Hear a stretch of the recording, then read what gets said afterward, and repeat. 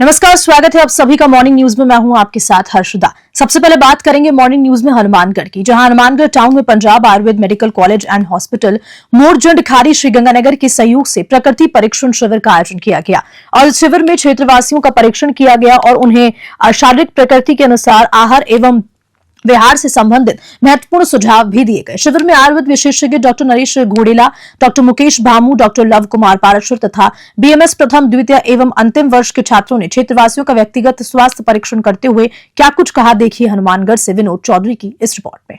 Punjab Ayurved medical college से प्रकृति परीक्षण अभियान के तहत आज हनुमानगढ़ टाउन क्षेत्र में आए हुए हैं। हमने यहाँ के लोगों का प्रकृति परीक्षण किया। प्रकृति परीक्षण आयुर्वेद की चिकित्सा और स्वास्थ्य रक्षण संबंधी एक महत्वपूर्ण सिद्धांत है, जिसके बारे में हमने लोगों को बताया और साथ ही लोगों से आयुर्वेद चिकित्सा अपनाने का अनुरोध किया। धन्यवाद। अनुरोध करते हैं कि प्लीज आप लोग अपना प्रकृति परीक्षण ऐसे कराते रहे। ये मुहिम भारत सरकार के द्वारा जारी करी गई है, तो सब इसके साथ आगे बढ़ते रहे। प्रकृति परीक्षण हम सभी के लिए बहुत जरूरी है और एक भारतवासी को प्रकृति परीक्षण कराना जरूरी है। तो मैं सबसे अनुरोध करती हूँ कि हर एक जो भारतीय है, नागरिक है, वो सब। गंगापुर सिटी जिला कलेक्टर डॉक्टर गौरव सैनी की अध्यक्षता में सोमवार को कलेक्ट्रेट में सार्वजनिक आवश्यक सेवाओं के संबंध में बैठक आयोजित हुई। बैठक में जिला कलेक्टर ने बताया कि राज्य सरकार के 1 वर्ष पूर्ण होने पर प्रधानमंत्री नरेंद्र मोदी 17 दिसंबर यानी कि आज जयपुर में वाटिका के दादिया में राज्य स्तरीय समारोह को संबोधित करेंगे। साथ ही विकास प्रदर्शनी का भी अवलोकन करेंगे। इस कार्यक्रम में सम्मिलित होने के लिए जिले से लगभग 5000 से ज्यादा जिलेवासी सम्मिलित होंगे, जिनके परिवहन, जलपान, पेयजल आदि से संबंधित समस्त तैयारियां पूर्ण कर ली गई। जिले से सभा स्थल के लिए कुल 110 बसें अल सुबह रवाना की जाएंगी। डॉक्टर सैनी ने बताया कि उक्त कार्यक्रम का समस्त ग्राम पंचायतों में आईटी सेवा केंद्रों में लाइव प्रसारण किया जाएगा। वहीं जिला स्तर पर मधुबन रिजॉर्ट में लाइव प्रसारण किया जाएगा। गंगापुर सिटी से भगवान जांगिर की रिपोर्ट। कोटा में महिलाओं व बालिकाओं की सुरक्षा के लिए कालिका पेट्रोलिंग यूनिट्स की तैनाती सोमवार से की गई। यूनिट की महिला जवान स्कूल, कॉलेज, कोचिंग, बाजार और भीड़भाड़ वाले इलाकों में मुस्तैद रहेगी। सभी महिला जवानों को वायरलेस सेट दिया गया है। ये 2 शिफ्ट में काम करेगी। सिटी एसपी डॉक्टर अमृता दोहन ने कालिका पेट्रोलिंग यूनिट की सभी महिला जवानों को ब्रीफिंग के बाद शहर के अलग अलग इलाकों में रवाना किया। सिटी एसपी ने बताया कि पुलिस मुख्यालय द्वारा कोटा शहर को 20 यूनिट दी गई है, जो 2 शिफ्ट में काम करेगी। कालिका पेट्रोलिंग यूनिट में कुल 80 महिला जवान है। एक यूनिट में 2 महिला जवान तैनात रहेंगी। कोटा में देश भर से छात्राएं मेडिकल और इंजीनियरिंग की कोचिंग करने आती हैं। महिला जवान सुबह शाम कोचिंग एरिया में मौजूद रहेंगी, तो छात्राओं का मनोबल बढ़ेगा, वो सुरक्षित महसूस करेंगी। इस यूनिट के होने से कोचिंग एरिया में काफी प्रभाव पड़ेगा। 1930 पर कोई भी महिला फोन करती है, तुरंत कालिका पेट्रोलिंग यूनिट उस महिला के पास पहुंच जाएगी। कोटा से कामेंद्रू जोशी की रिपोर्ट। बस्सी क्षेत्र के आगरा रोड स्थित डीएच कॉलेज ऑफ नर्सिंग एवं पैरामेडिकल साइंसेज लुनियावास में क्रिकेट, खो खो व कबड्डी प्रीमियर लीग कार्यक्रम का शुभारंभ पूर्व विधायक डॉक्टर कन्हैयालाल मीणा द्वारा किया। इस मौके पर पूर्व विधायक ने सभी बालक बालिकाओं को खेल के बारे में जागरूक किया और कहा कि खेल को खेल की भावना से ही खेलना चाहिए। हार जीत होती रहती है, कभी भी निराश न हो। इस तरह के आयोजन से न केवल खेल प्रतिभाओं को आगे बढ़ने को मिलता है, बल्कि युवा ऊर्जा का सही दिशा में उपयोग भी होता है। इस मौके पर प्रधानाचार्य डॉक्टर कृष्ण नंदन मित्तल को इस सफल आयोजन की बधाई दी गई। बस्सी से रामफूल मीणा की रिपोर्ट। जयपुर में कड़ाके की सर्दी के देखते हुए जयपुर में मानवता की मिसाल पेश करने वाले बीआर चौधरी व खेतू चौधरी फुटपाथ पर रहने वाले गरीबों को कंबल, स्वेटर देकर नर सेवा नारायण सेवा का परिचय देते हुए पति पत्नी नजर आए। आपको बता दें कि दोनों पति पत्नी हमेशा गरीबों के लिए हित में काम करते हैं और आपको ये भी बता दें कि पिंजरापुल गौशाला पहुंचकर गौ माता को हरा चारा खिलाकर माता की सेवा करते भी नजर आए। बीआर चौधरी एवं खेतू चौधरी के द्वारा बेसहारा व लोगों की भी सेवा की जा रही है। जयपुर से नितेश कुशवाहा की रिपोर्ट। हनुमानगढ़ जिले में कड़ाके की सर्दी को देखते हुए शक्ति बूट हाउस एलानाबाद ने गरीबों, झुग्गी झोपड़ी में रहने वाले हजारों बच्चों को गर्म जुराब और जूते, स्वेटर, कोट निःशुल्क भेंट किए।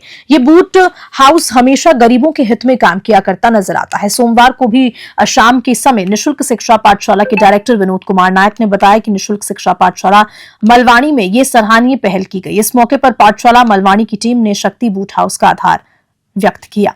नोहर से सेठी गोदारा की रिपोर्ट। आरआर कॉलेज में कई दिनों से घूम रहे लैपट को पकड़ने से लिए जयपुर के झालाना से लाया गया पिंजरा लगाया गया।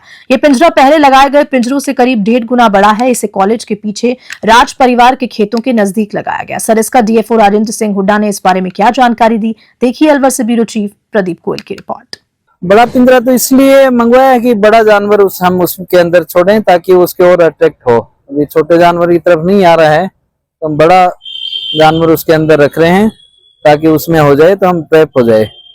और पूरा प्रयास रहते हैं, हम यही चाह रहे हैं। मंदिर इसके आसपास घने जंगल में उसका मूवमेंट है, कहीं आबादी क्षेत्र कॉलेज की तरफ उसका मूवमेंट नहीं है।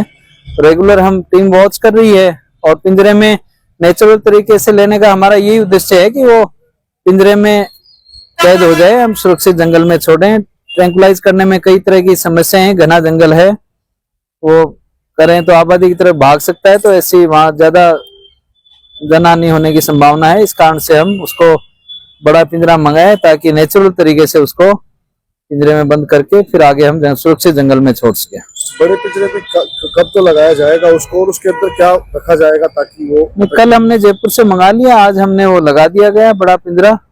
3 पिंजरे हो गए हैं, तो अब कोशिश करेंगे वो आ जाए। लेपर्ड का लगातार फूलबाग एफसीआई गोदाम की तरफ मूवमेंट नजर आ रहा है, जहाँ खुले क्षेत्र भी है। वो नाइट में खुद नाइट में ही जाता है, डे टाइम में तो नहीं है। मूवमेंट करता है, वो शिकार की तलाश में जाता है, ना शिकार करके वापस सुरक्षित जगह जंगल में ही रह रहा है। तो काफी बड़ा जंगल है, वो लगभग 100 हेक्टेयर एरिया का जंगल आता है, तो उसमें उसका मूवमेंट है। खाने के लिए सुअर है, सांबर है, नीलगाय हैं, बंदर हैं, काफी जानवर वहां हैं। पीने की पानी सुविधाएं हैं, तो काफी टाइम से वो रह भी रहा है और किसी को अभी तक कोई नुकसान वाली भी सूचना नहीं है। सिर्फ ट्रैप कैमरे में उसका कभी कभी फोटो जा रही है, इन जनरल किसी को नहीं दिख रहा है। अभी अगर उसमें नहीं आता है तो रेस्क्यू किया जाएगा, किस प्रकार से किया जाएगा, कोई रणनीति बनाई? नहीं आता तो रेस्क्यू करेंगे। जब तक जानवर है, सुरक्षित बैठा है, हम उसके हैबिटाट को डिस्टर्ब करते हुए नहीं, उसको नेचुरल तरीके से हम प्रयासरत हैं कि भाई हो। आसपास नजर आया कि कोई शिकार कर रखा हो ताकि वो पिंजरे के आसपास तो आता है लेकिन अंदर नहीं बढ़ पाता? शिकार तो जंगल में है ही, शिकार तो कर ही रखा है। नीलगायें भी हैं, शिकार करता है, उन्हीं की तलाश में वो रहता है और वहीं खाने पीने की चीजें मिल रही हैं, वो है। टोटल कितनी टीम लगाई है? टीम तो सरिस्का की टीम भी है, अलवर डिवीजन की भी टीम है, कुछ पुलिस के स्टाफ भी हम लेते हैं मदद आवश्यकता अनुसार। श्रीगंगानगर से खबर है, जहां राजकीय नर्सिंग कॉलेज बीएससी के विद्यार्थियों ने विभिन्न मांगों को लेकर सोमवार को कलेक्ट्रेट पर प्रदर्शन किया। छात्रों ने चिकित्सा मंत्री गजेंद्र सिंह खीवसर के नाम जिला कलेक्टर को मांग पत्र दिया, जिसमें मांग की गई कि स्थायी फंड, खेलकूद गतिविधियां, लाइब्रेरी शुरू की जाए। छात्रों ने बताया कि कॉलेज प्रिंसिपल व सीएमएचओ को इन समस्याओं के बारे में कई बार अवगत करवाने के बाद भी सुनवाई नहीं की गई। इस दौरान अंकित पारिक, गोपाल, राहुल, सोनिया, मोनिका, कुसुम, विकास, मनीष मीणा मौजूद रहे। श्रीगंगानगर से कृष्ण आसेरी की रिपोर्ट। विद्यार्थी परिषद, आप हम सभी लोग यहाँ अपनी विभिन्न मांगों, गवर्नमेंट नर्सिंग कॉलेज की विभिन्न मांगों को लेकर के एकत्रित हुए हैं। हमारी जो पिछले कई समय से हम मांग उठा रहे हैं, पीएमओ साहब, सीएमएचओ साहब के पास भी हम हमारी जो मांगे हैं वो उठा चुके हैं, लेकिन कोई भी उन पर गौर नहीं किया। हमारी मांगे हैं कि हम जो लाइब्रेरी के नाम पर और जो कैटेगरी वाइज जो लाइब्रेरी के नाम पर, स्पोर्ट्स के नाम पर और 3 प्रकार के चार्जेस जो काटे जा रहे हैं विद्यार्थियों से, उस प्रकार से वो धन एकत्रित कर रहे हैं, लेकिन हमारे को ट्यूशन के अलावा किसी भी प्रकार की सुविधा विद्यार्थियों को नहीं मिल रही है। तो वो जितना भी धन एकत्रित कर रहे हैं उसकी सुविधा तो कम से कम विद्यार्थियों को मिले। इस मांग को लेकर के हम सीएमएचओ साहब और पीएमओ साहब से कई बार मिल चुके हैं, लेकिन किसी भी प्रकार की वो गौर नहीं कर रहे। 3 से 4 बार ज्ञापन दिए जा चुके हैं। तो आज मजबूरीवश हमें स्वास्थ्य मंत्री के नाम आज कलेक्टर साहब को हमने ज्ञापन दिया है ताकि इस मामले पर कार्रवाई हो।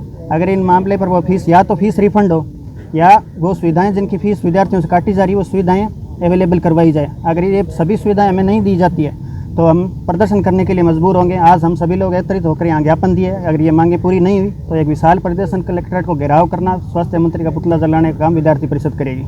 अलवर शहर में भीड़भाड़ वाले जगह से बाइक चोरी करने वाले 2 युवकों को पुलिस ने पकड़कर उनके कब्जे से 12 बाइक बरामद की है और दोनों आरोपी गोविंदगढ़ के रहने वाले बताए जा रहे हैं। अभी इनके कब्जे से और भी बाइक बरामद होने की संभावना है। अतिरिक्त पुलिस अधीक्षक डॉक्टर तेजपाल सिंह ने क्या कुछ बताया, देखिए अलवर से ब्यूरो चीफ प्रदीप गोयल की रिपोर्ट। 10 तारीख को हॉस्पिटल में एक बाइक खड़ी हुई थी और उस बाइक को 2 लड़के ले जाने की कोशिश कर रहे थे, है ना। उनके साथ में एक नाबालिग भी था। तो उसी समय उस परिवादी को, जिसकी बाइक थी, उसको पता लग गया और तुरंत उसने पुलिस को कॉल किया और गाड़ी को पकड़ लिया। जो आरोपी थे उनको पकड़ लिया, थाने पे लाके उनसे पूछताछ की गई, है ना। तो लगभग अपने 1 दर्जन गाड़ियाँ, 12 गाड़ियाँ उनसे रिकवर की हैं। और जो ये काम करते हैं चोरी, उनका नाम एक सावन है और दूसरा संदीप है। गोविंदगढ़ थाने में बरवाड़ा गांव है, वहाँ के रहने वाले हैं और युवा हैं। 20-21 साल की उम्र है इनकी। पहले भी इनका इन मामलों में, चोरी के मामलों में आरोपी रहे हैं। सर, अहम बात इसमें नाबालिग पकड़ा गया है। लगातार नाबालिग वारदातों को अंजाम दे रहे हैं। पुलिस नाबालिगों पर कार्रवाई को लेकर के क्या कदम उठा रही है? बेसिकली नाबालिग का स्पेशल लॉ है, आप जानते हो कि जुवेनाइल जस्टिस एक्ट है ना, उसके तहत कार्रवाई की जाती है और उनको निरुद्ध करके जो अपराध के कहते हैं ना विधि के विरुद्ध संघर्ष, तो उनको उस हिसाब से निरुद्ध करके और माननीय जो न्यायालय इनके लिए संस्थित है उसको समझ पेश किया जाता है और नियमानुसार कार्रवाई करवाई जाती है। ट्रायल होता है बाकायदा और अप टू 3 ईयर तक की इनका सजा होती है। प्रोसेस है, सरकार की तरफ से प्रोसेस है, लेकिन नाबालिग लगातार अपराधों में आगे आ रहे हैं। कई घटनाओं में सामने आ चुके हैं, लूट की वारदातों में सामने आ चुके हैं, बाइक चोरी की घटनाओं में सबसे ज्यादा नाबालिग द्वारा वारदात आ रही है। उसको लेकर पुलिस की तरफ से क्या कदम उठाए जा रहे हैं? बेसिकली इसमें जैसे हम लोग तो स्कूल कॉलेज में जाते हैं ना, और अल्टीमेटली इनको समझाने से कानून का तभी सम्मान कर पाएंगे। और कहीं ना कहीं ये नाबालिग तो एक मोहरा है छोटे से, और जो बालिग लोग हैं वो इनको बरगला करके यूज करते हैं। और कहीं ना कहीं इन लोगों को ये पता है कि नाबालिग का जो जैसे अपराध है वो अधिकतम 3 वर्ष तक की सजा का है। ये इस वजह से इनको यूज करने की कोशिश करते हैं और यूज करते हैं। बाकी खुद वो स्वयं तो उसका मन, क्योंकि नाबालिग है ऑलरेडी, है ना, तो उसको ये मिसयूज करते हैं। अल्टीमेटली जो मेन जो आरोपी हैं उन पर कठोर कार्रवाई की जा रही है। गाड़ियाँ चोरी करते हैं उनको कहाँ बेचते हैं, कहाँ से लाते हैं, क्या करते हैं, इनका बाद में ये सारी चीजें बेसिकली जो अभी तफ्तीश में आया है, बाकी तफ्तीश हो रही है। ये लोग तो बहुत कम पैसे में इन गाड़ियों को बेच देते हैं और बेच करके जो रिमोट इलाके हैं वहाँ पर ये फ्री गाड़ियाँ यूज होती हैं, जहाँ प्रॉपर्ली जैसे चेकिंग कम हो पाती है, ऐसे इलाकों में गाड़ी यूज होती है। संदीप जो है पकड़ा गया है, संदीप ये सावन को कितने में गाड़ी बेचता था और कितनी गाड़ी? ये तो दोनों आरोपी हैं, है ना। कीमत डिफरेंट गाड़ी के कंडीशन के हिसाब से, किसी में 15,000 20,000 इस तरह से। गाड़ी तो ये 70-80 हज़ार रुपए की आती है लगभग, पर काफी उसकी मतलब 1/4 अमाउंट में ही बेच देते हैं लोग। हाँ, उनको कुछ को गया है और उनको भी उनके खिलाफ जो प्रोसेस है लीगल वो अपनाएंगे पूरा। सर सावन का खरीदार था, गाड़ी खरीदता था इनसे चोरी की गाड़ी। हाँ, उस चोरी की चैन में ही है वो भी। सर ये बाइकें जो है कहाँ से रिकवर की गई है और इन्होंने अभी तक कितनी चोरी कबूली है? अभी तो 12 है आपने रिकवर। ये गाड़ियाँ चोरी अपने पूरे शहर इलाके से हुई है और भरतपुर का जो सीकरी क्षेत्र है, डीग का सीकरी क्षेत्र है, वहाँ से कुछ गाड़ियाँ रिकवर हुई हैं और उसके आसपास के जो गाँव हैं उनसे रिकवर हुई हैं गाड़ियाँ। और बाकी मोटर्स वही है, गाड़ी यहाँ से उठा के ले जाते हैं और सस्ते में बेचते हैं, ये एमओ है और नाबालिग को यूज करते हैं। वारदात कबूली है, इन्होंने कितनी बाइकें चोरी कर ली? 12 गाड़ी अपने रिकवर कर ली है, बाकी अभी अपने रिमांड पे ही है और गाड़ी रिकवर होने की भी संभावना है। सर इतनी गाड़ियां पकड़ी हैं आपने और अलवर शहर में बहुत सारे कार बाजार, बाइक बाजार है, उनकी मॉनिटरिंग को लेकर अब तक कितनी कार्रवाई हुई है और कितने लोग इसमें आज तक इन्वॉल्व हुए हैं? बिल्कुल, जो इन चीज़ों में लिप्त हैं, जैसे जो आप बता रहे हो कार बाजार वगैरह, इनका भी हम सर्वे करवाने का एक मतलब प्लान किया है। इनका भी सर्वे करवाएंगे, कहीं इन पे कोई गाड़ी आकर के डिसमेंटल तो नहीं हो रही। अभी आप कह रहे थे कि बालिग बगलाते हैं जी, तो कितने बालिग बगले? नहीं, अभी इसमें तो एक ही आइडेंटिफाई हुआ है ना। तो जैसे जैसे कोई मुकदमा होता है उस हिसाब से जो लॉफुल है बालिग के नाबालिग के खिलाफ वो कार्रवाई होती है। ये दोनों चोर कहाँ के रहने वाले हैं और मुख्यतः कौन सी लोकेशन को तय करते थे कि वहाँ से चोरी हो? बेसिकली जो पब्लिक प्लेस हैं जहाँ भीड़ रहती है ना और जहाँ मोटरसाइकिल आती रहती हैं एकदम, उन्हीं को मतलब जैसे अपने पार्क हैं जहाँ मॉर्निंग वॉक पाते हैं, हॉस्पिटल्स हैं जहाँ मतलब भीड़ रहती है मोटरसाइकिल, उन्हीं को टारगेट करते हैं। उनको ध्यान है कि आदमी इंगेज होगा तो उनको आराम से मतलब उठाने में मतलब ईजी रहता है। सर पूर्व में देखा जाता था कि 1 या 2 गैंग सक्रिय रहा करती थी बाइक चोरी को लेकर के, लेकिन अब इतनी गैंग्स सक्रिय हो चुकी है। अब ये जो गैंग आपने पकड़ी है ये पब्लिक की है? जैसा आपको ध्यान है, सीओ साहब के निर्देशन में पूरा यहाँ टीम काम कर रही है। एक स्पेशल टीम है, डीएसटी है, लगातार पूरे इलाके में मॉनिटरिंग है। जहाँ जहाँ पब्लिक प्लेस है हमारे शिविर में बंदे हैं वहाँ पर और वो मॉनिटर कर रहे हैं। ऐसा नहीं है, प्रिवेंशन का आंकड़ा दिखता नहीं है, कितनी चोरियाँ बच गई ये दिखता नहीं है मॉनिटरिंग से, और केवल जो घटित होता है वो आंकड़ा दिखता है ना। तो निश्चित ही जो हो रही है उनको हम प्रिवेंट भी करेंगे और जो जा रही है उनको लेके भी जाएंगे। अलवर से अब खबर है जहां पर श्री जानकी विवाह समारोह समिति की ओर से 2 मार्च को 9:15 बजे मालवीय नगर स्थित आदर्श विद्या मंदिर स्कूल में नया सार्वजनिक सामूहिक विवाह समारोह का आयोजन होगा। आपको बता दें कि ये जानकारी सेवा भारती के जिला मंत्री राजन मल्होत्रा ने पत्रकार वार्ता में दी। उन्होंने कहा कि इस बार 11 जोड़ों का लक्ष्य रखा गया है। सभी जोड़ों को समिति की ओर से प्रमाण पत्र, उपहार में दैनिक उपयोग में काम आने वाली सामग्री और आभूषण दिए जाएंगे। अलवर से ब्यूरो चीफ प्रदीप गोयल की रिपोर्ट। आज सेवा भारती समिति समिति की ओर से एक पोस्टर विमोचन का हम लोगों ने कार्यक्रम किया, पत्रकारिता वार्ता का कार्यक्रम किया। सेवा भारती समिति विगत 9 वर्षों से सर्वजातीय सामूहिक विवाह का आयोजन करती है और अलवर के अंदर ये एक सामाजिक समरसता को बढ़ावा देने के लिए एक बहुत अच्छा कार्यक्रम है, जिसमें अभी तक हम लोग 113 जोड़ों का विवाह हम संपन्न करा चुके हैं 17 विभिन्न जातियों के अंतर्गत। और इसके अंतर्गत हमारा जाति का कोई क्राइटेरिया नहीं होता, हिंदू समाज का कोई भी भाग वह इस कार्यक्रम में हमारे साथ सहभागी हो सकता है। शर्त सिर्फ एक ही होती है कि 18 वर्ष कन्या की आयु, 21 वर्ष पुरुष की आयु, इसके अतिरिक्त हमारे पास और कोई शर्त नहीं है। 5100 रुपए हम सिर्फ लेते हैं एक तार के पंजीयन का, लड़की से 5100 रुपए लड़के वालों से, और कोई हमारे यहाँ पंजीयन शुल्क किसी तरह का। समस्त राजकीय आदेशों की पालना करते हुए इस कार्यक्रम को करते हैं हम लोग, और हिंदू सनातन संस्कृति के अनुरूप यह कार्यक्रम संपन्न होता है।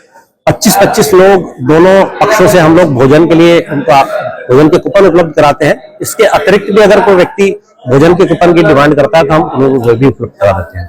कहाँ पे आयोजित होगा कार्यक्रम? आदर्श विद्या मंदिर मालवीय नगर में यह कार्यक्रम आयोजित होगा 2 मार्च फुलेरा दोज रविवार वाले दिन।